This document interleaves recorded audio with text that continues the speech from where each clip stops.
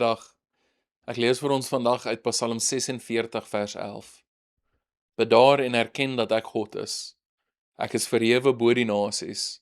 Ek is verhewe bo die aarde.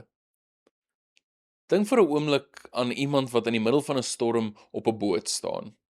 Die wind ruk aan alles om hom. Die golwe slaan teen die boot. Sy eerste reaksie is om iets te doen, iets reg te maak, beheer terug te kry. Stil bly in sulke oomblikke voel onmoontlik. Ons lewens voel soms ook so. Probleme stapel op, nuus maak ons bekommerd en ons planne val sommer net so uitmekaar uit. Dit voel asof alles om ons beweeg en ons probeer met alle mag beheer te hou. Hoe harder ons probeer om alles self reg te kry, hoe meer besef ons dat baie dinge eenvoudig net buite ons beheer is. Hierdie Psalm neem ons na 'n toneel waar alles lyk asof dit op enige oomblik gaan ineenstort. Maar dan breek God self die stilte.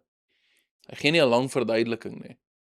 Hy herinner sy mense eenvoudig aan wie hy is. Bedaar en erken dat ek God is. Hierdie woorde beteken nie dat ons niks meer hoef te doen nie. Dit is eerder 'n uitnodiging om op te hou leef asof alles van ons af afhang. Ons hoef nie die wêreld op ons skouers te dra nie. God is reeds op sy troon. Hy regeer steeds, selfs wanneer ons dit nie kan sien nie. Om stil te word vra geloof. Dit beteken nie ons gee moed op of hou op om te bid nie.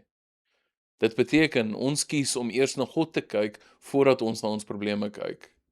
Wanneer ons onthou wie hy is, begin ons omstandighede nie noodwendig anders te lyk nie, maar ons harte verander. Ons vind weer rus in die wete dat die Here nie verras word deur dit wat ons ontstel nie. Dis 'n moeilike les om te leer. Ons wil graag antwoorde en oplossings vind. Maar soms vra die Here eers dat ons stil word en weer onthou wie hy is. Geloof begin nie by ons vermoë om alles uit te werk nie, maar by die vertroue dat God reeds in beheer is. Die groot vraag vandag is, waar in jou lewe probeer jy tans alles self te beheer?